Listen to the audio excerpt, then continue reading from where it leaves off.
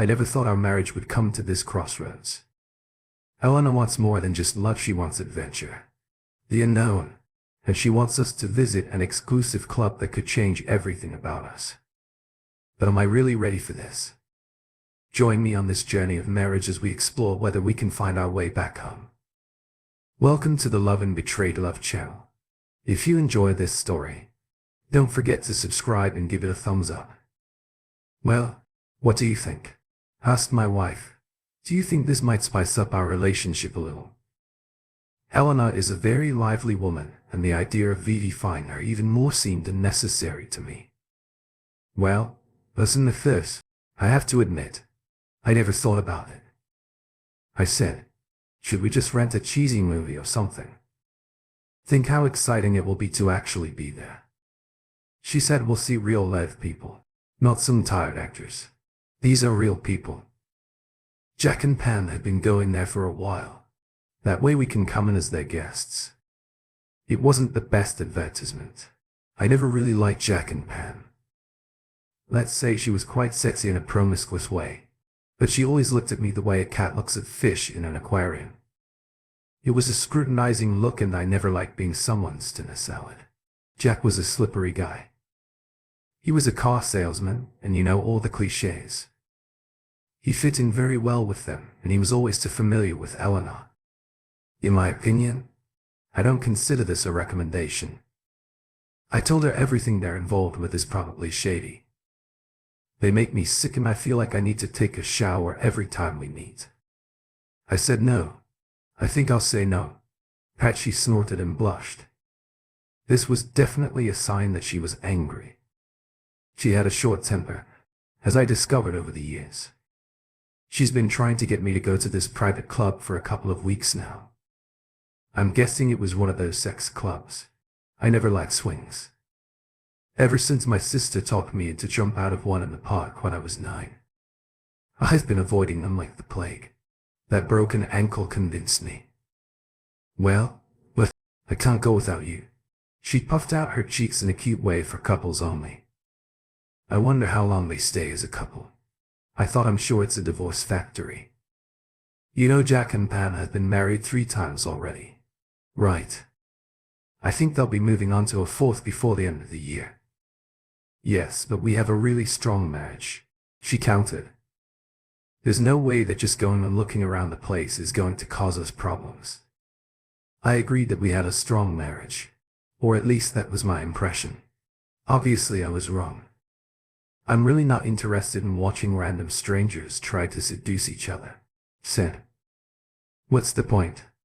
Just to spice up our lives. She said, just think how much it would turn you on if some beautiful woman out there made an attempt to win you over. I don't think there are any beautiful women walking around there. I said rather easily accessible girls, and I would be afraid to touch one of them. I would probably contract some incurable disease. The very thought made me shudder. What's wrong with you? Elena, don't be funny. She said when couples have been married. As long as we have things get a little stale. Don't you think? I think you read some stupid article in Cosmo. Or something, I said. Perhaps you were talking to boring people who need to spice up their lives. Did you read some pointless article about 10 ways to get your husband to have sex instead of mowing the lawn or something like that? No, I don't think things get old. Unless you're an idiot or... You seemed pretty fresh last night when you moaned like you were dying. We make love 3 or 4 times a week. Sometimes twice when we can. She looked embarrassed. Don't get me wrong, Ethan. I'm not saying there's anything wrong with us. We make love and you always satisfy me. Don't you want to just have sex sometimes?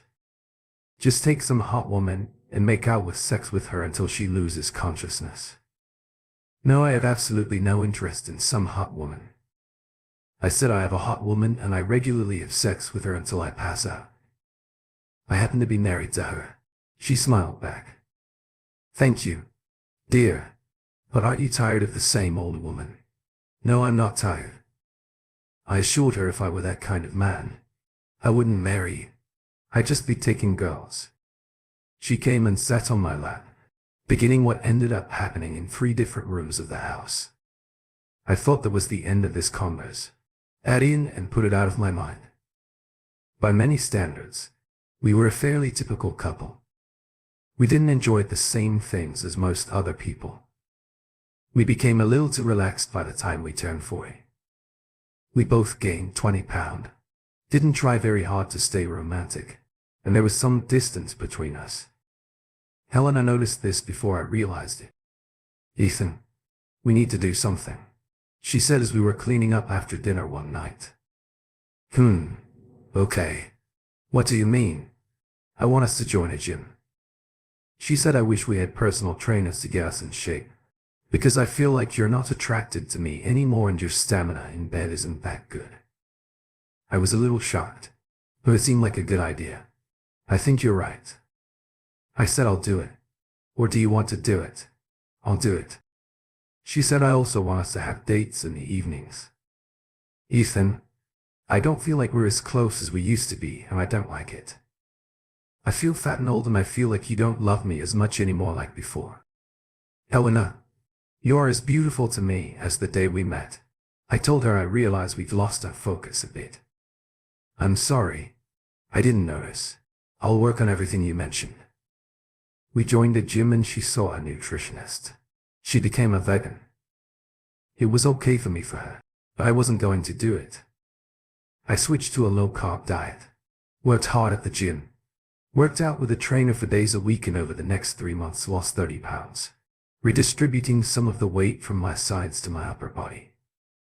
Pat had a harder time losing weight, even though I knew she was working just as hard as I was. It was a slow process for her and she often became frustrated. I caught her crying a few times and we talked about how hard it was for her while I held her. I signed us up for dancing, and when we finished learning Oriental swing, we signed up for other classes. It was fun and good exercise. A year later, we were both in the best shape of our lives, and we had found meaning in our relationship again as husband and wife. Again, I thought everything was fine. That was until she started talking about going to a sex club. After that first conversation, I thought it was over. I was wrong. Over the next 3 months. Whenever Elena thought I was in a vulnerable state, she complained about going to the club, the diversity of our sex life and other absurd nonsense which I was completely tired of thinking about it. Ethan, she said, we joined the gym and it was great for us physically. We went dancing. It was great for our relationship. It might be the same for our sex life. I suggested that we try going to not sex clubs, just dance clubs, and we did that. We went 3 times to 3 different clubs. CLS men asked her to dance and she seemed to enjoy it. I didn't feel threatened and it felt good. We had great love-making sessions on all 3 of those nights. I mentioned it a 4th time and she said, Ethan, I don't want to go.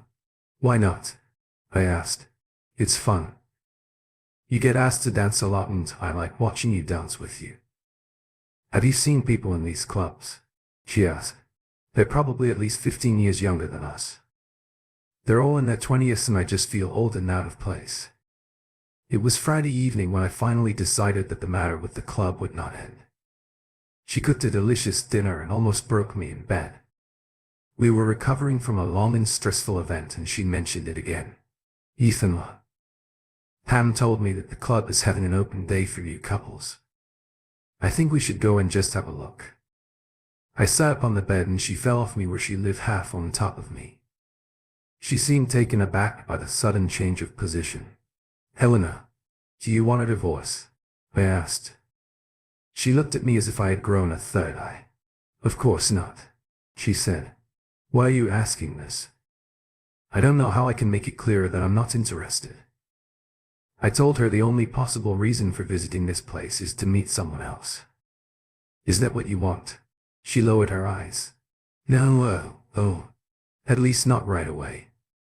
She said, if we get used to it and like it, I think we could at least discuss it. I've thought about it and we're discussing it. I told her after careful consideration, my answer is that there is no way in hell I would set foot in that place. I have also decided that this is the last conversation I want to have about clubs. condiments or anything else. But she began no buts. I said, I see two options here. One is you get out of bed right now, go sleep somewhere else, and might call a lawyer in the morning. We get divorced as quickly as possible, after which you can find all the spice you want whenever you want. She looked shocked. No, Ethan, this is not what I want. Okay. I said, the other option is to visit a psychologist and family settle. I will arrange this tomorrow. Why do you need to see a psychologist? She asked. I must be crazy. I told her, actually, a psychologist is for you. A marriage counselor is for us.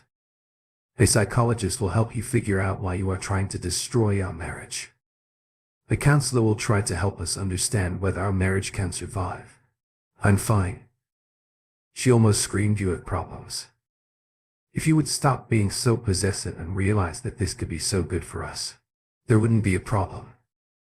Are you really that insecure, Cure? I rolled my eyes. Why is it that whenever a man says he wants exactly what his wife promised him on their wedding day, someone always talks about him being possessive and insecure?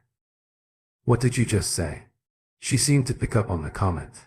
I see that you chose the first option. I said, go out into the hallway and I'll call the lawyer. In the morning she dug in, but she weighed 120 and I weighed 120. She was 5'4" and I was 6'2". It was just a matter of physics. I picked her up, carried her struggling body to the door, dodged her blows, put her behind the door, closed and locked the bedroom. She knocked on the door quietly, apparently not wanting to wake the girls. I didn't want to wake them either. I could foresee some problems on this side. Our girls were almost the center of our lives, mine anyway. They were twins, 19-year-old, first-year college students. They chose a public university about 15 mil from home, so they could stay home and commute to classes. They had the grades to study anywhere, and we could afford it too. But that's not what they wanted, and I was thrilled that it wasn't what they wanted. It was clear from them that they were our children. They inherited my heightened tanning ability and blonde hair and looks from their mother. They were slender yet muscular, tall, slender beauties who turned heads wherever they went. I loved them with all my heart. They won't be happy. I lay awake trying to understand what was happening. It was obvious that Elena had no intention of backing down. I patiently treated this madness as a philosophical discussion. I'm done with this. I meant what I said about the two options. I didn't know what I would say to the girls. Little cat, thinking about their reactions, kept me awake late into the night. It was Saturday morning and I woke up at the usual time. I was tired, but I had an internal alarm clock that woke me up at 600. Every morning I mumbled something, got out of bed, unlocked the door and went into the shower. By the time I had my second cup of coffee, I felt humid. Elena usually slept late on Saturdays and so did the girls. But at 9 in the morning they came down the stairs dressed for tennis.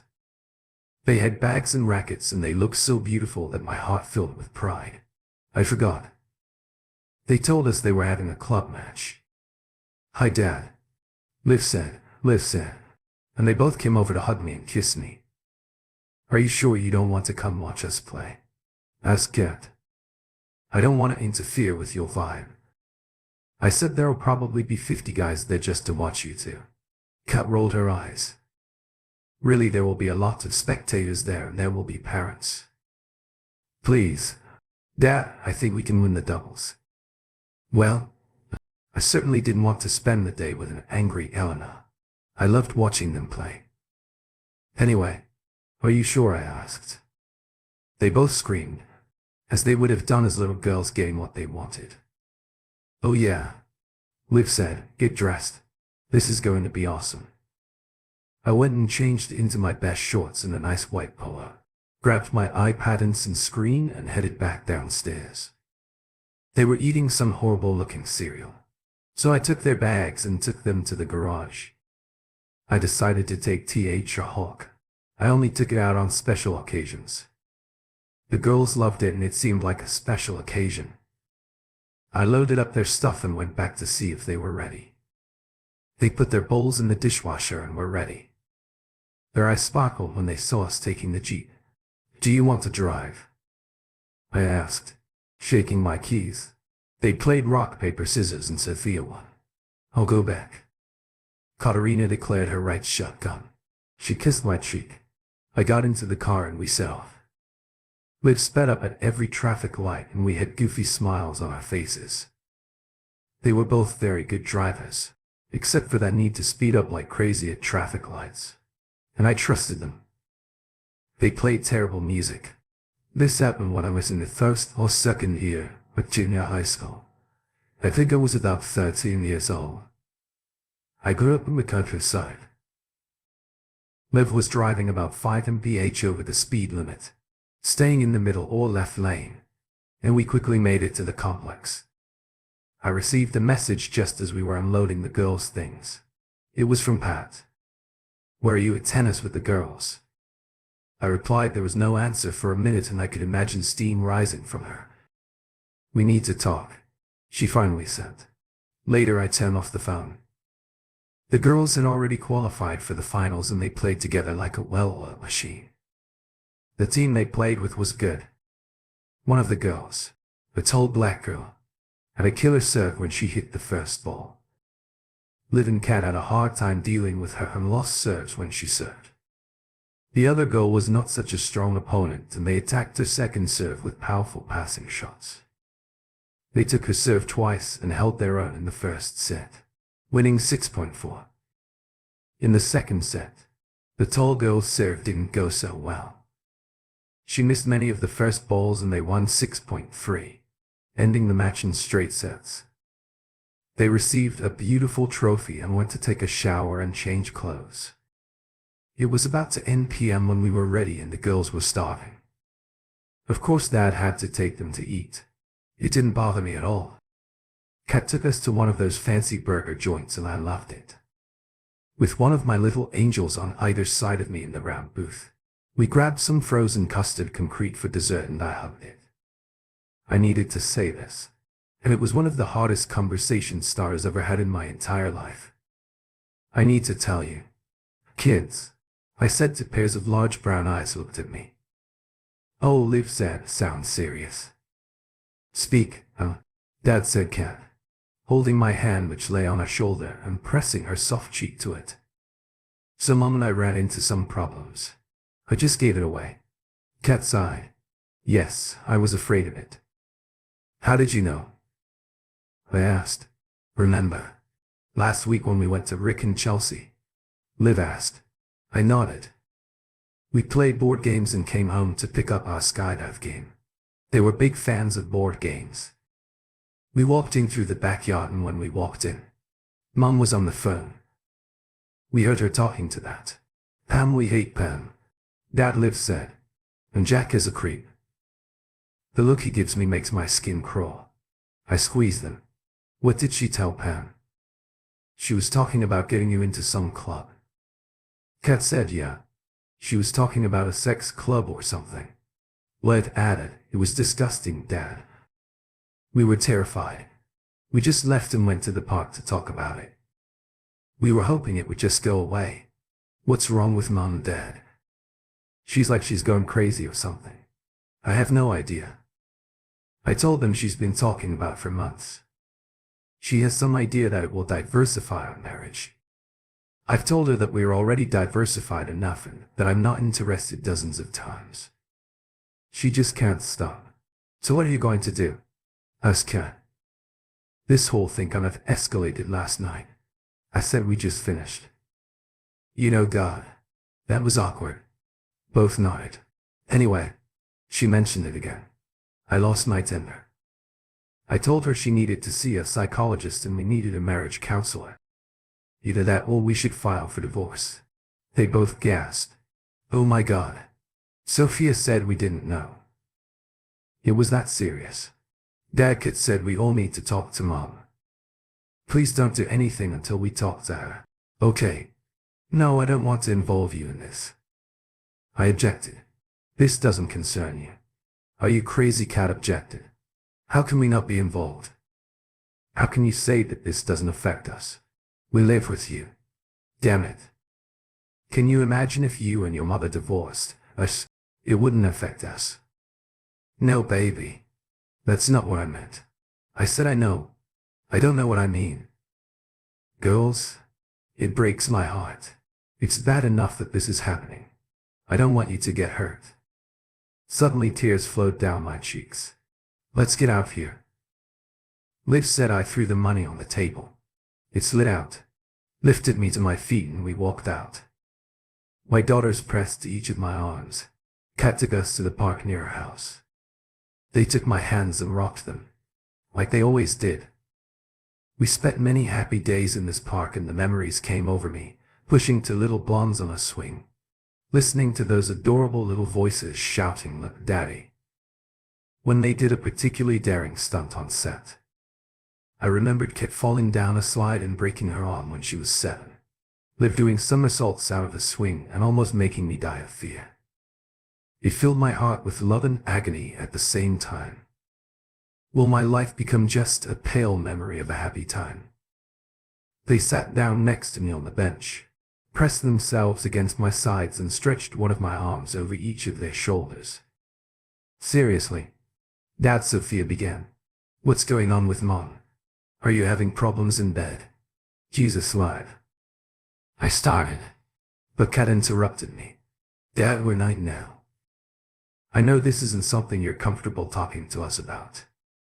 It's awkward for us too, but it's important. To the question. We love you. Dad, you can talk to us. I squeezed them. I know, baby, but still I'm not aware of any problems of this nature. I don't know, Dad. Okay, we may not be 19, but we try.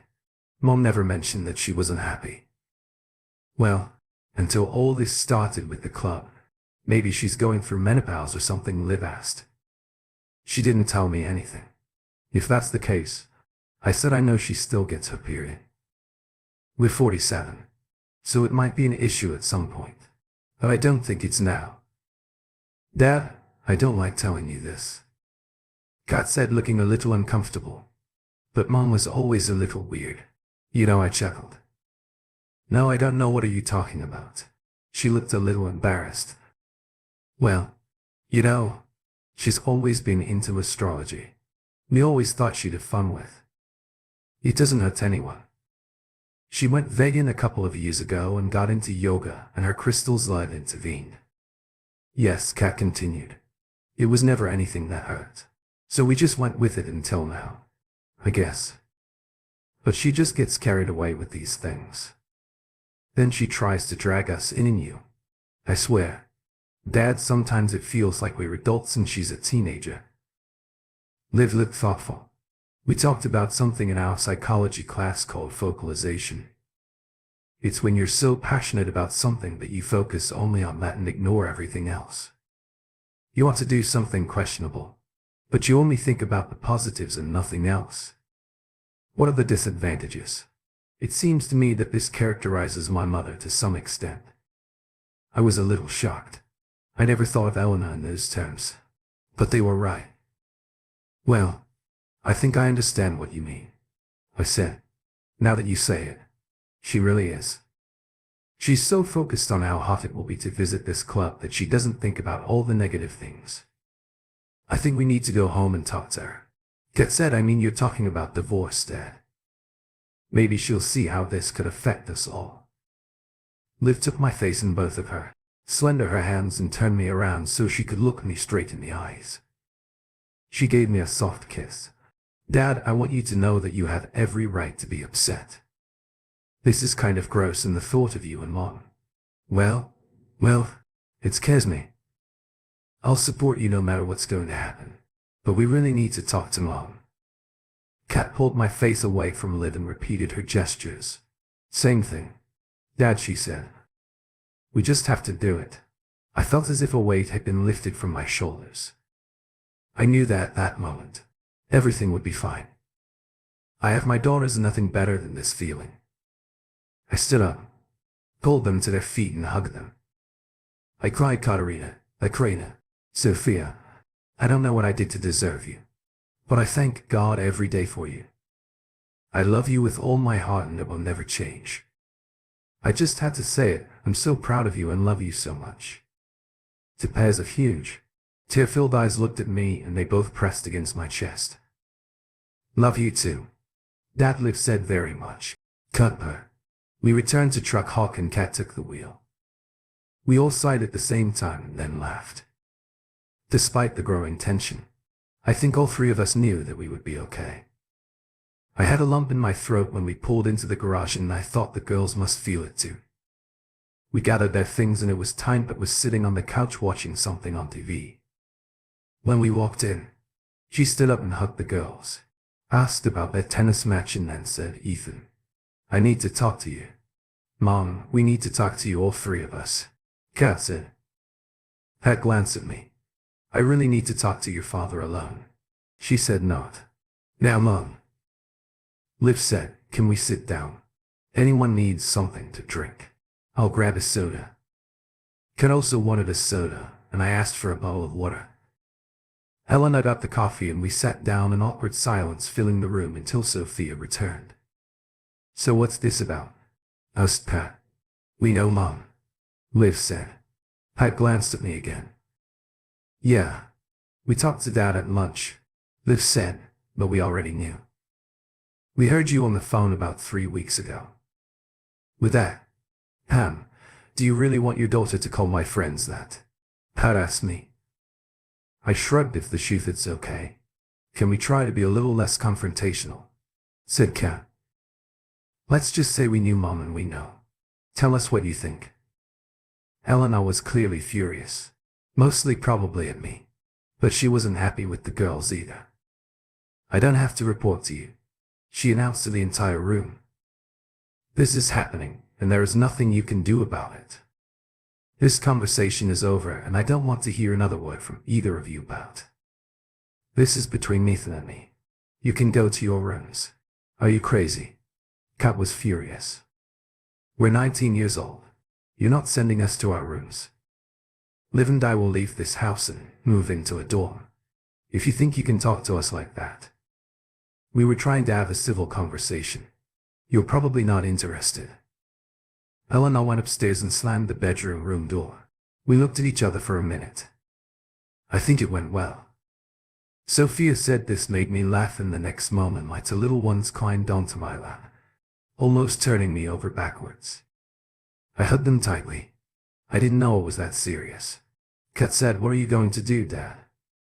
Well, that it'll happen made it pretty clear to me what she was thinking. I mentioned, yes. I'm so sorry. Dad. Sophia kissed my cheek. I think she needs therapy. I suggested it. I told them she was completely against it. I mentioned the marriage counselor. She said the problem was my possessiveness and insecurity. I don't know what to do. My kids have any suggestions? Make an appointment with a marriage counselor. Kat said, just do it. Tell her when and where. If she comes, maybe you can work something out. If she doesn't come, you're basically out of options. Liv said, well, except nuclear. The next day I was playing a video game with my friend John, procrastinating. I noticed a message from the game server. Player 3 has entered the game. I was looking for Jay in, sneaking up behind him to stab him in the back. When my screen flashes red, crap. You had been killed by player 3. The message read, I received a message from player 3 while he was dancing on my dead body. Dad, this is Kat. Stop playing and make an appointment. I learned when to obey. I did exactly that. I made an appointment, gave Elena the details and spoke with a very helpful woman. I did it alone. Pat never showed up and I attended 3 sessions over the next month alone. Our house has turned into an Arctic one. Pat barely spoke to any of us and it only got worse a month later. She announced that she was going out somewhere in the evening and there was no point in waiting for her. She left and I sent a message to the girls. They returned 3 hours later and it was clear that they had been crying. I hugged them and the story poured out of them. They left the football game and went to Jack and Pam's. Pat's car was there and they parked at the end of the street. After a while, A big red truck pulled up and a guy got out and went inside. 10 minutes later, the four of them left and went to the players' club. They went inside and 2 hours later the girls left. We talked to the doorman. Kat said he wouldn't let us in, but we walked around the building and saw the windows. Mom was sitting in a big chair with that guy kissing. People were dancing. She was dancing with a guy on the truck and a few others. She always came back to him. His hands were everywhere on it. After a while they got up and went into the corridor. We couldn't see, but we know what happened. Dad, just like you. I sighed. Yeah, I guess I do. I'm sorry, but I can't stay here. I'll file for divorce as soon as I can. I'm sorry, girls, but I'm leaving where Lib asked. I'll pack my things and check into Adams. I guess I said, oh no. Liv countered. You're not leaving. We'll go with you. Right, Kat? Absolutely. Kat said you're not going to some fancy hotel without us. Is it true? I asked, do you want to come with me? Of course. Liv said, we told you. Dad, we will always be with you. Maybe tomorrow we can see a new place. Kat suggested you won't get rid of us, Dad. We'll stay with you. You need us and I think you need us. What about you, Mom? I asked what with her. Said Liv. She'll get what she wants here. And I have never felt so humble in my life. My daughters were with me. Adams was a really posh place and this will be our base until we find something permanent. They packed their clothes as if we were going on a week-long trip, or said, grabbed their books and school supplies. And I did the same, packing my work things.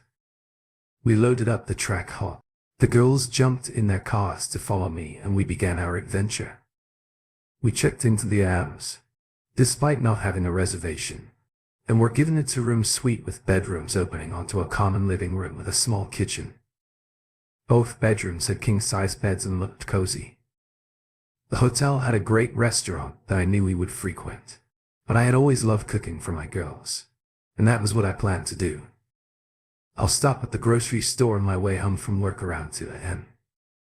I vaguely heard a notification on my phone. I wasn't going to be awake enough to respond to any messages. I slept surprisingly well, considering months of constant stress and drama had drained most of my emotions. I found that after a while, you're not so upset. You're just tired, exhausted and want it to end. I had to be in the office at 900. Sophie started class at 8, but Katerina didn't have her first class until 10.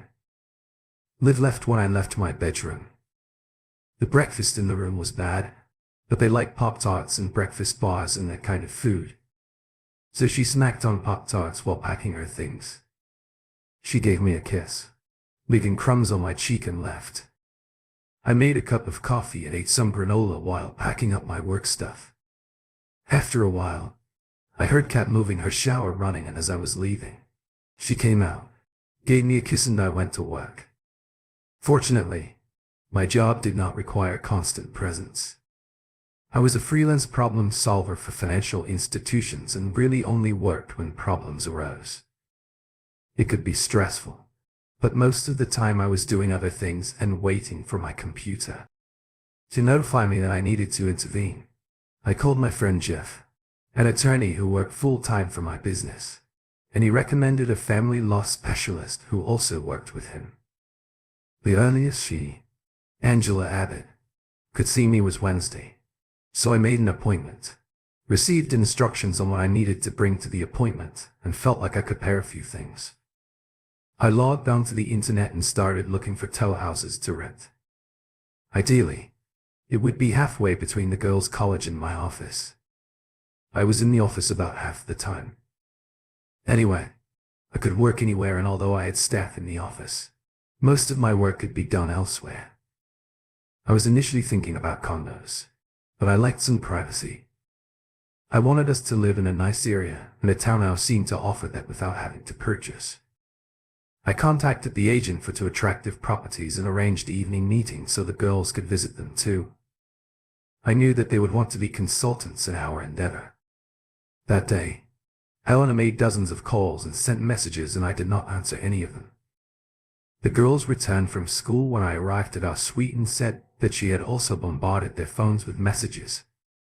The only way to stop it is to talk to her. I said I'll call her, put her on speaker, and we'll see what's going on. Okay. They agreed and I made the call, feeling the anxiety in my fingers so that I could barely press the right buttons. Pat answered on the first ring. Where the hell are you and why aren't you answering me? She almost screamed. Where are the girls and why don't they answer the phone? Mom, Kat said, we all know what you did. What did you expect? That we'd all be waiting for you with a bonfire outside the front door. When you got back from your spicy little trip so we could cuddle and sink 'em by you. There was silence for a moment. Sophia, are you there too? Asked Pat. Yes, Mom. We're all here. Why did you call us? I was worried about you. Pat said you left and I didn't know where you were or what happened. It's strange that you didn't worry about us while you were in your club. I know that I was going to go home and you all knew it.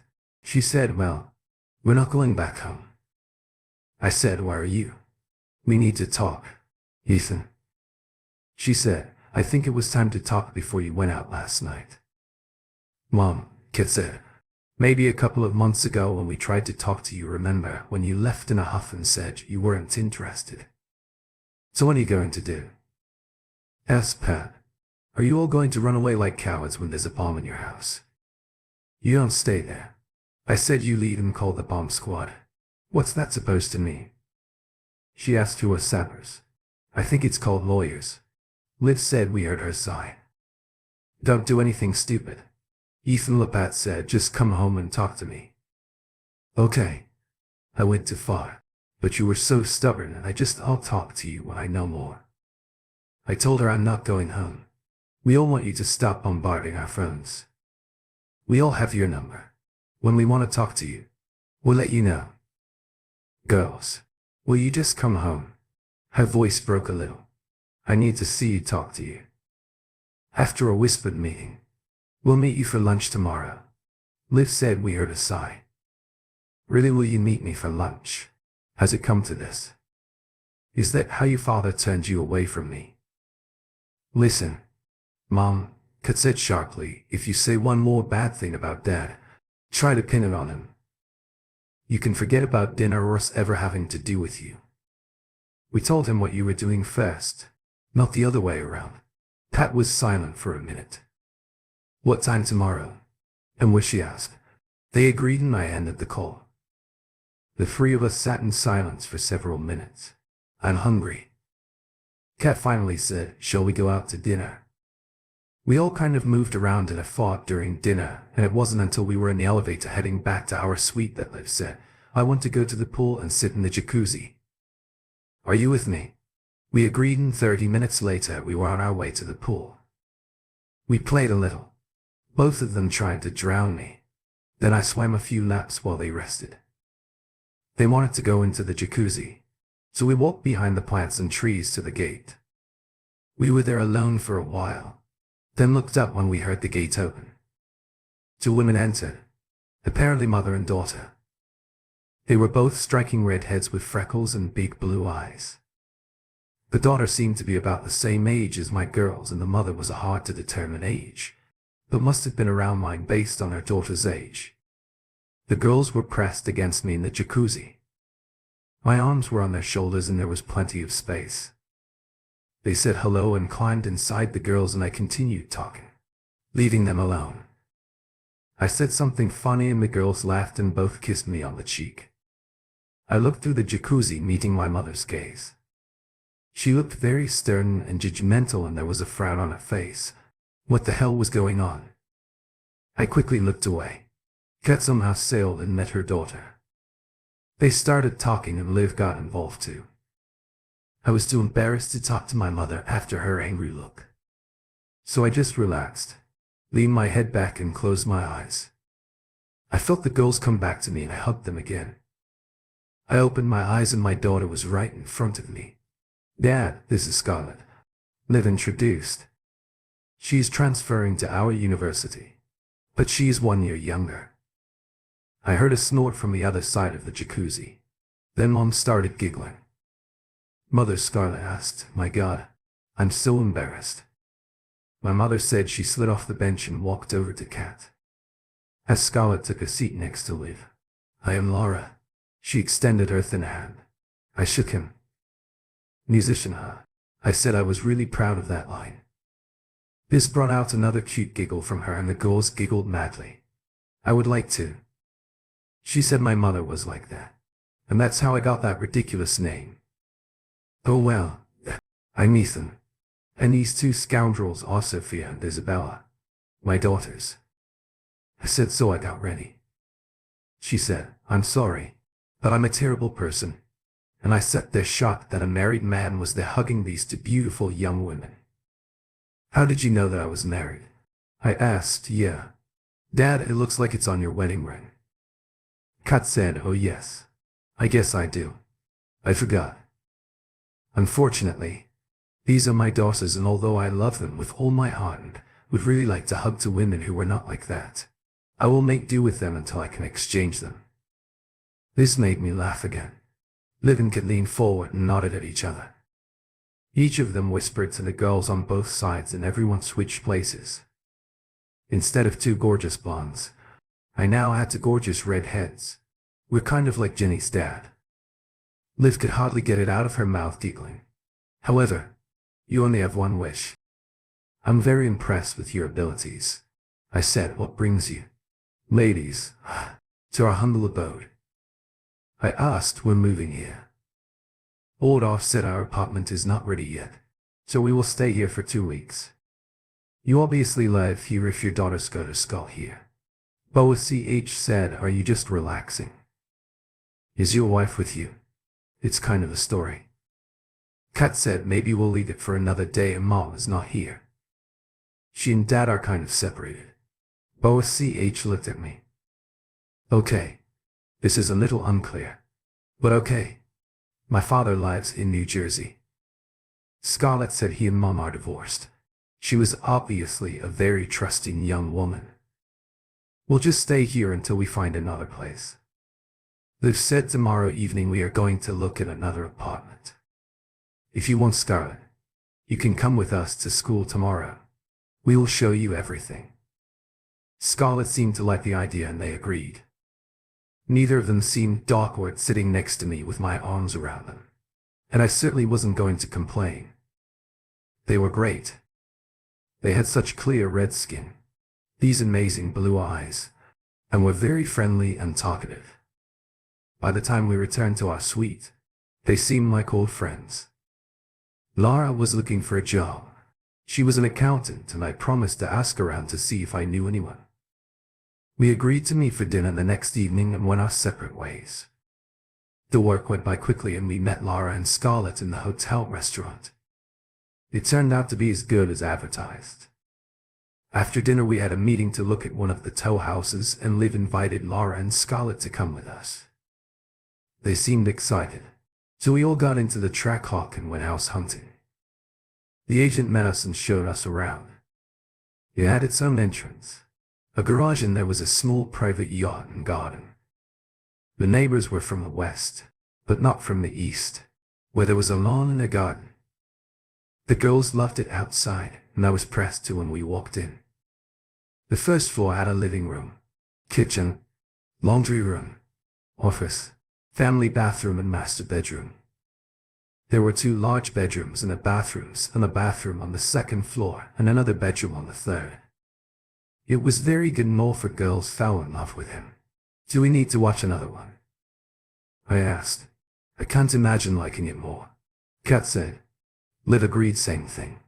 She said, this seems ideal to me. We talked to the agent and I signed some documents. She promised to complete all the other paperwork and promised that everything would be ready in a week. We got back in the Jeep and I took them out for a screen. The girls took Scarlett to school with them twice, and we all had dinner together for 3 of the next 5.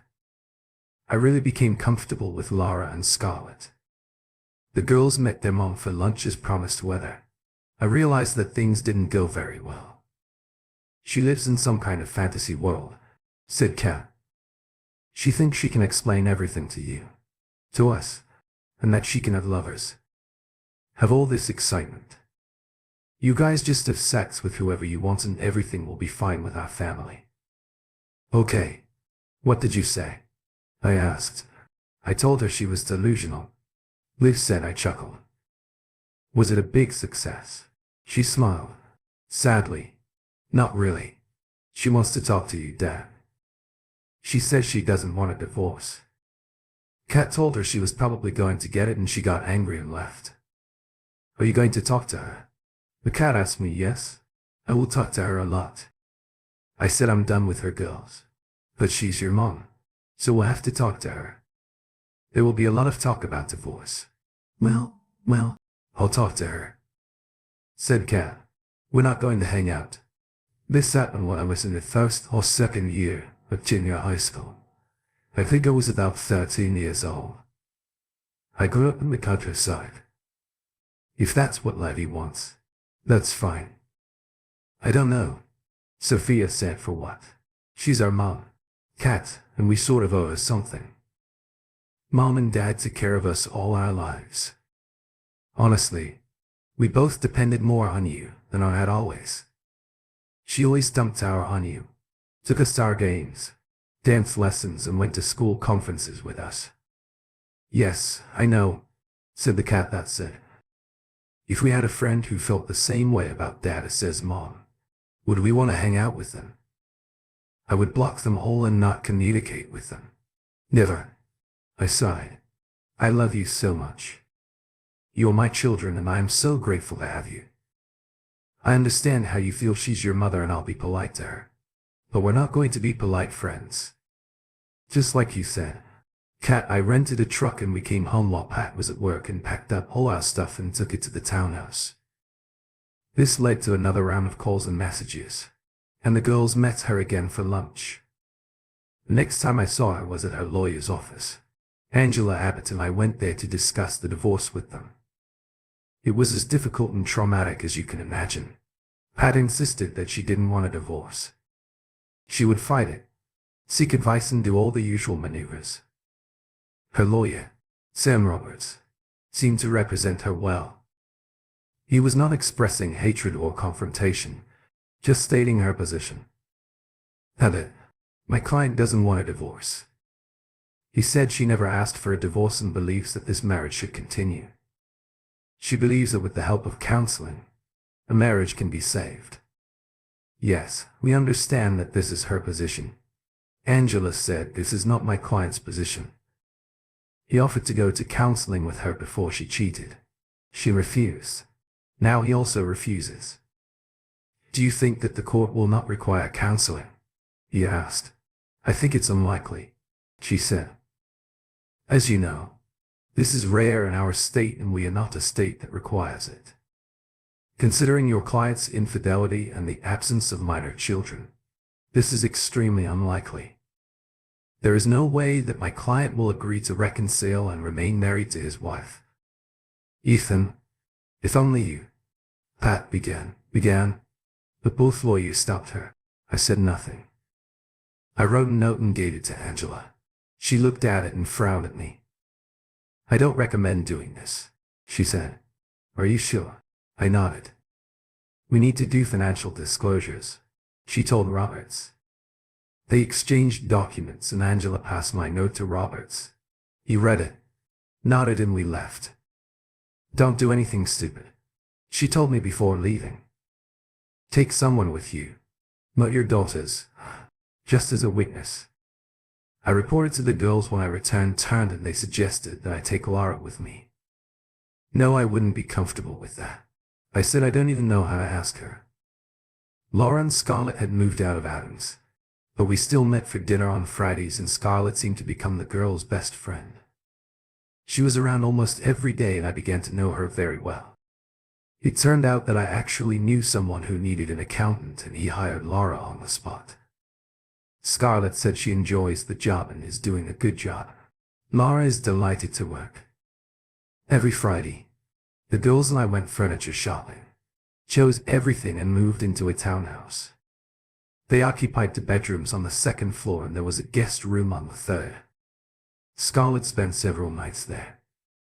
I invited Laura to dinner on Wednesday night and asked if she could meet Pat with me after the girls had been asking for it for the weeks. I was very nervous about it, but she acted like it was no big deal. We had a nice dinner and she looked great. As always, she was cheerful, easy to talk to and very smart. I decided that her ex-husband had to be an idiot to let her go. I messaged Deepat and agreed to meet her for lunch. I picked up Laura and she seemed to put in a little more effort. She was great and I wondered how I would react to it. She did well as it turned out. In fact, it pretty much cemented my position. I introduced them when Laura and I arrived. Pat was already there and we were quickly seated. We ordered and Pat immediately entered into conversation. "How did you meet Ethan, Laura?" she asked. "We met at the hotel where we were both staying." Boach said, "Our daughters go to the same school and are very close friends." "Are you and Ethan very close friends?" asked Pat. I saw the sparkle in Laura's eyes. "I think so," she said. "If you are asking whether we are lovers, the answer is it is none of your business." I was surprised Pat didn't explode after that. "Well, I'm still his wife," she said. "But maybe I asked the wrong person." "Maybe. But it's not a problem, Pat." I told her, "You're the wrong person to ask. You've lost any right to ask about what I'm doing after your little club trip. This is a story I need to hear." Boach said I could say, "It's none of your business." Pat said, "But I won't. You're probably about my age. Laura, have you ever felt tall, unattractive, like the best years of your life were behind you? Have you ever felt like your husband is the only one who finds you attractive and he only does it because he looks at you through rose-colored glasses of love?" "Yes, the first part. But my husband didn't look at me through some kind of tinted glasses," said Laura. "He would look at other women through his X-ray glasses of lust and unrest them with his eyes before attempting to actually unrest them." "But it seems you wanted to say something important." "I'm sorry to hear that," Pat said. "I wanted to get the point across. For 5 years I felt like this. I needed to know that men other than Ethan found me attractive. I realized this sounds insecure and irrational, but that was how I felt. Why didn't you say this?" I asked. She sighed. "I told you, Ethan. You always brushed off my feelings. Told me I was beautiful and tried to heal my sadness. This helped for a while. I wanted Ethan and I to go to a sex club. I didn't really think about sex. I wanted Ethan and I to go and see what it was like, to see if I was really attractive to other people. I thought if we went there, I would see someone making advances at me, inviting me into private rooms. I would get rid of these thoughts if they did. I don't pretend to understand." Boach said, "If your husband finds you attractive, why should you worry about what others think?" Pat shrugged. "I guess I'm so insecure." I asked, begging Ethan to go. The more I asked, the more I tried to explain, the angrier he became. It made me angry and eventually I just thought, okay, he'll never agree. I found a friend of a friend who took me with him. Everything got out of control. That's the whole story. That's one story. I said the real story, from my point of view, is a little different. Our dishes arrived and we were interrupted for a while. "Okay, let's hear your story, Ethan." Pat said, "I remember it quite clearly. I said I asked you if you planned to contact anyone there and you said something like, 'Not right away. After we get used to the place we will discuss it.'" "That's another story," said Laura. "This is a continuation of the same story," said Elena. "Well, if we continue with the stories," I said, "I also remember something like, 'I'm not answering you.'" "This will happen." Helena shrugged. "I told you I was furious. I'm sorry." "Me too." I told her, "You have your own point of view. She's the only one that matters to you. I have my own, and mine says you hurt me in the worst possible way. Showed me I'm not. Your boss went and slept with someone, maybe many, and expected me to just accept it. I won't do this. I'm moving on." Pat, I suggest you do the same. Okay. I'm sorry to tell you, but it looks like we're at an impasse here. Boss CH said, what do you say? We just enjoy lunch and talk about something else. I just want to say I'm not a hypocrite. Pat said, if you two are lovers, I agree with that. It wouldn't be a problem. God, you're beautiful. Laura Bow blushed slightly. Thank you, but we are not together, and we do not intend to be. I raised an eyebrow at her. Sorry, Ethan. No, I'm really not sorry. You're a great guy and I hope we can be very close friends. But not in the way Elena meant. If I was interested in someone, you would be at the top of the list. And that's someone. I'm very interested in getting to know her, and it seems that she is also interested in me. Oh, Pat and I said at the same time, and all three of us laughed. I understand. I said I really had no expectations and I really want to be your very close friend. I love your daughter, Laura. I turned to Pat. She has an amazing daughter. They are very similar and Scarlett is always at our house with Liv and Kat. She loves you too, said Laura. I know she also loves Sophia and Isabella. About them, said Pat. Do you think you could help me out a little, Ethan? They barely talk to me. I'm sorry. I said you turned them against me. By the way, I didn't turn them against you. I said I encouraged them to talk to you, but I didn't pressure them. They are grown women and will do what they want. I will not dissuade them, but fixing your connection is your task, not mine. She nodded. Fair. I'm not going to give up. Ethan, I want you back, but for this a lot must change. It's just not worth it, I said. Let on. Move on. Remember, we talked about other things and soon Laura and I went our way and Pat went his way. As I drove Laura back to her office, I thanked her. I'm sorry. I got you into all this drama. I said. She stroked my hand. Don't worry. She said, I told you that Audra loves you. I love you too, Ethan. You and the girls have been so good to us. I was glad to help. I leaned over and hugged her and she kissed my cheek as it turned out. We remained close. She took over the accounting for my business and we had lunch together at least once a week. Scarlett spent almost as much time at our house as at theirs over the course of a year. I felt like I'd known them my whole life and we did a lot of different things together. My girls somehow established a relationship with their mother, and I learned about meetings with her by chance from time to time. They never mentioned it to me, I didn't ask. The divorce dragged on, although it took much longer than it should have. Pat sent me a card for my birthday and another for Christmas, but I never replied. Receiving the final notice was a big relief. Scarlett graduated from college with a forensic accounting degree in 2 years and enrolled in business school to pursue an MBA. The Bach company was expanding and they showed great interest in Scarlett. Sophia and Isabella were in their senior year and I had all the usual thoughts a parent has. They will find a job, a partner and move. I wasn't looking forward to it. But that's life. You can't keep your children small forever. I met a Boa CH girl. A cute little brunette named Molly. I liked her right away. The girls liked her too, and she became part of our clan. Shortly after finishing Scarlett, I started noticing something. She would visit our house and the girls would say that they needed to go somewhere, leaving Scarlett and me alone. We were friends and it wasn't awkward, but it seemed like Liv and Kat were coming up with things that needed their attention. Scarlett and I would have dinner together.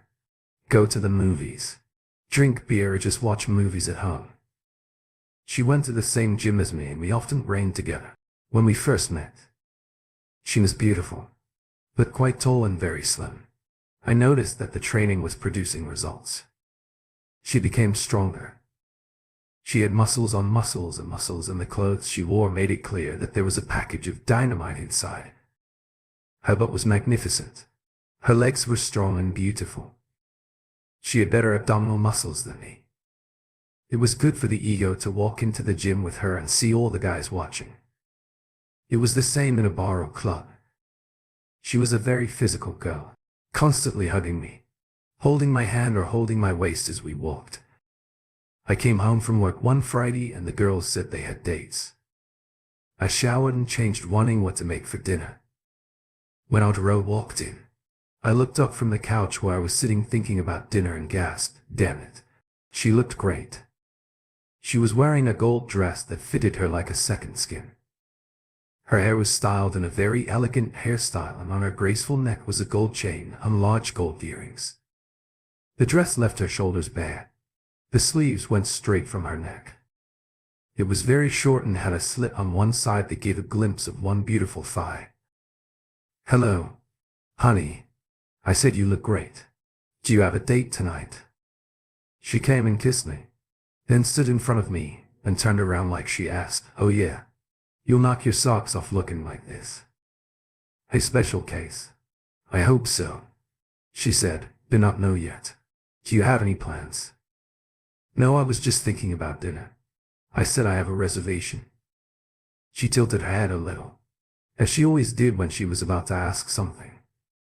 "Will you come to dinner with me, Ethan?" I was always ready for this. "I'll need to change," I told her. She glanced at her phone. "Will it take more than 30 minutes?" "We are 45 and it takes us 15 minutes to get there." I hurried, pulled on black trousers, a pink Oxford shirt, black shoes, and sprayed myself with cologne. I looked in the mirror. I didn't look the same as Scarlett, but I didn't look bad either. I thought, smiling at my own narcissism. I was ready in 20 minutes. She was drinking orange juice in the kitchen when I came out and I offered her my hand. "Your chariot is waiting," I said. She laughed. She had a sweet laugh. It turned out that she took me to a seafood restaurant and it was delicious. I ate shrimp and she ate crab legs. I peeled them for her and served the pieces, dipping them in oil, and we had fun. I asked her about dessert and she refused. "What I really want is for you to take me to dance." She said this was something new that we had never done before. She knew where she wanted to go and gave me directions. There was a line at the entrance, but she simply ignored it and the guard let us inside. "How did you arrange this?" I asked. "I went to school with him and said that maybe I'll come." She said, "Oh, it's useful to know people," I remarked. She gave me a beaming smile. We ordered drinks, found an empty table and sat down. As soon as I was settled, she moved closer to me and put my hand on her bare shoulders. She looked up at me.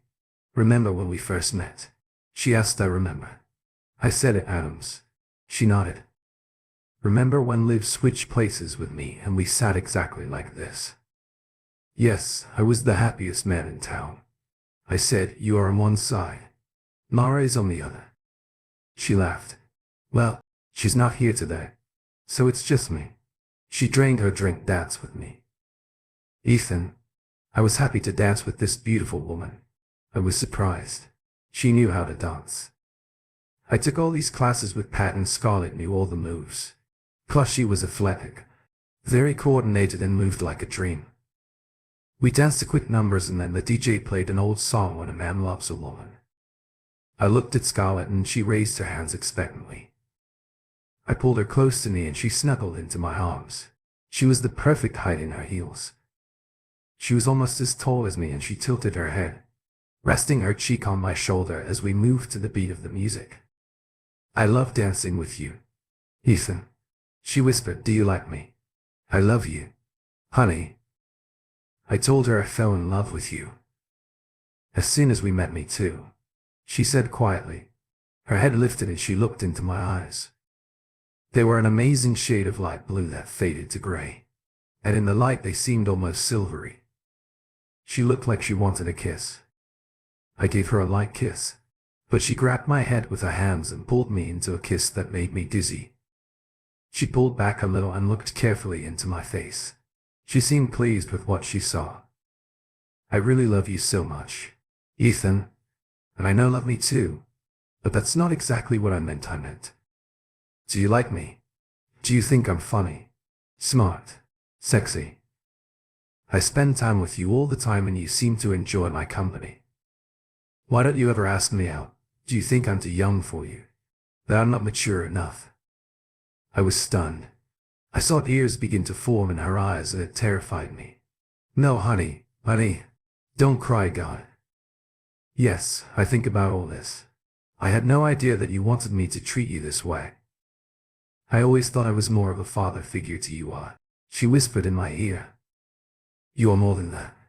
Kat and Liv know how I feel about you. They were kind of helping me, so you could get to know me better. I laughed. I knew something was wrong here. You were so naughty. I was dying, trying to get your attention. She said my mom thought I had a chance, so I just kept trying. Tonight, I was kind of desperate and impatient. Do you think you can love me? I mean more than just friends. I didn't know what to say. I was as stunned as ever. She was probably the most beautiful woman I had ever seen, but I never even thought or dreamed that she might be interested in me romantically. I could see that she was about to cry again because I was acting so awkward. I couldn't let that happen, so I hugged her tightly, then dragged her back to the table.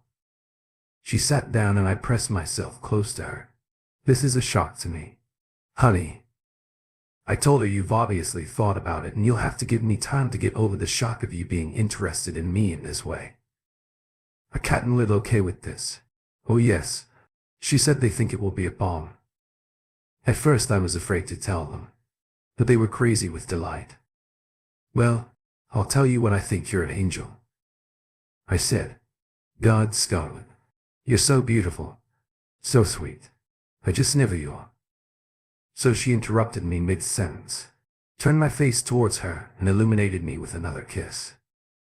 I could barely breathe. When she let me go, you were going to say so young, weren't you? She said. I laughed. Yeah. Sorry. I know how old you are and I know how old I am. She said, believe me, Ethan, it doesn't matter to me. I've never dated guys my age. To be honest, she admitted I haven't dated much since we moved here. I've been waiting for you to ask me out. I'm so sorry I didn't do that. I said I love you already. Scarlet, it won't take me long to fall in love with you. I'll try to make sure of that. She said, cool. What's your plan? I asked. Well, that was the beginning. She said I'm going to take you out dancing a few more times and then I'm coming to your house. But coming to your house part made my heart beat faster. If she meant what I thought. We finished dancing a few more times and then I remembered that our car was left at our house. Perhaps that's what she meant. I suffered from uncertainty all the way home. She answered that question. As I opened the door for her, watching those long, elegant legs come out of the car, she stood up and kissed me again before walking up the steps. She had her own key, but she waited until I opened the door. Carry me, she ordered, and we both laughed. As you say, princess, I said, picking her up. She was heavier than I expected. Her arms wrapped around my neck and I closed the door with my foot behind us. Where do you want me to put you? She pointed to my bedroom. My heart started beating again. Is it true? She nodded. Oh God, honey. I don't remember how we crossed the living room and entered my bedroom. I placed her by the bed and just watched as she looked around my room. She apparently approved of it. She turned her back to me and took an object out of her hair. The hair was curled and time slowed down for me as all those flames began to cascade down, waves of soft, silkiness, fire flowing down under the fantastic ass. I think it was the most erotic sight I have ever seen. I approached her from behind, hugged her, and she looked at me over her shoulder, her eyes silver in the moonlight. I moved her hair to the side of her neck, feeling her slight trembling. You are so beautiful and dear to me, I whispered in her ear, pinching it and causing another shiver. She raised her hair. Unbuckle me, Ethan. I hesitated a moment but managed the clasp of her dress, then slowly lowered the zipper, letting the back of my hand slide down her back through her bra, down the silken skin to the dimple of her back, just above the curve of her buttocks. She turned to face me, and the top of the dress fell to reveal a lacy white bra. I knew she had breasts, but what I saw took me by surprise. Creamy skin filled the cups full and inviting. I leaned down and kissed the top of her breasts before returning to her lips. She smelled delicious in both places. She pulled the ends of my shirt, unbuckled my belt and unbuttoned my pants. They fell and I moved my hands to slide her dress down towards my pants. I pressed myself against her, wrapped my arms around her, and gently lowered her onto the bed. She had her bra fastened at the front and I carefully separated the cups, admiring her beauty. Her breasts were magnificent. "Let's just enjoy you, baby," I whispered. "You're so perfect." "No," she said, "it's an interactive girlfriend experience. I want to play too." I laughed. "My type of girl." She sat up, threw my shirt towards the closet, pushed me back and settled on top of me. Then we moved on to sex. This woman was the sex of the century. I was standing in the kitchen making bacon and pancakes for breakfast, when she walked in wearing one of my Oxford shirts and panties. A woman in a man's button-down shirt always looks incredibly sexy, and she was no exception. She snuggled up behind me, hugging me as I flipped the bacon. A few minutes later, Little Cat came in, saw us together and rushed towards us, hugging, both of us laughing like crazy. "Hooray," said Cat. "I knew it. He loves you." Scarlet only pressed herself closer to me. "Player 3 enters the game," Liv said, and all three laughed again. I laughed. "Sorry for my old age. Or is this an internal meme?" "It's kind of a meme," Scarlet explained. Sophia ran to get her phone and they showed me funny memes about people having disagreements and a third party interfering. The memes were deep and they were funny as hell. I just stood there thinking about how my life had changed. My 3 girls sitting on the bar, laughing together and giggling together. Audrey would pause in our conversation to look at me, smile, kiss my lips, and seeing them all together, my wonderful daughters and my beautiful little lover. I knew I was the luckiest person in the world. I knew there would be problems. The age difference came first among them. But even the love I had for her in my heart and the way she clearly felt towards me, as well as the relationship I had with her mother and she with girls, I was pretty sure that the third player was in the game forever. Thank you for tuning in. If you enjoyed this episode of the story, please give it a like, and don't forget to subscribe to get notifications for updates.